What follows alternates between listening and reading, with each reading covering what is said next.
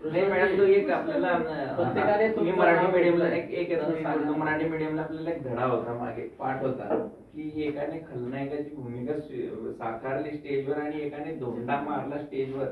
तर त्या मनावरती आपल्याला असं वाटायचं की धोंडा मारला म्हणजे हे काय त्याची प्रशंसा झाली का? बरोबर. तर खलनायकाची ती प्रशंसा आहे, तर तशी हिची प्रशंसा वेळोवेळी तुम्ही हिच्यावर अगदी निगेटिव्ह साकारलं तरी तुम्ही तिची प्रशंसा, ती नकारात्मक दृष्टिकोन व्यक्त करून ती म्हणजे तिच्यासाठी ती एक पावती आहे, ती त्या गोष्टीची अभिनयाची ती पावती आहे खलनायकाची, अशी तिने खरंच ती खरी उतरलेली आहे. त्यामुळे तुम्ही तर सगळ्यांनी बघा, तुमच्या मैत्रिणींना पण सांगा, तुमच्या सगळ्या जणींना घेऊन जा. आय थिंक आपल्याकडे हेड्स आले ना, सगळे डिपार्टमेंटल हेड, प्लीज तुमच्या डिपार्टमेंटला सगळ्यांना घेऊन जा.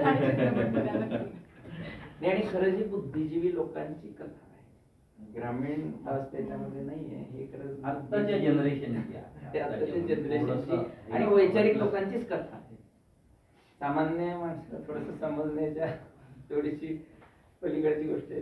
कारण रॉबरी आतापर्यंत तुम्ही ऐकलेली असेल की बाबा एक हिऱ्याची चोरी होते, एक पैशांची चोरी होते, गाडीची चोरी होते, तर ही स्पर्म चोरल्याची स्टोलन स्पर्मची कथा. हे वाक्य त्याच्या पेपरला टाकू नका, कारण आमची कथा स्टोलन स्पर्मची कथा आहे. आजपर्यंत विषय अजिबात हा कुठेच हँडल झालेला नाहीये.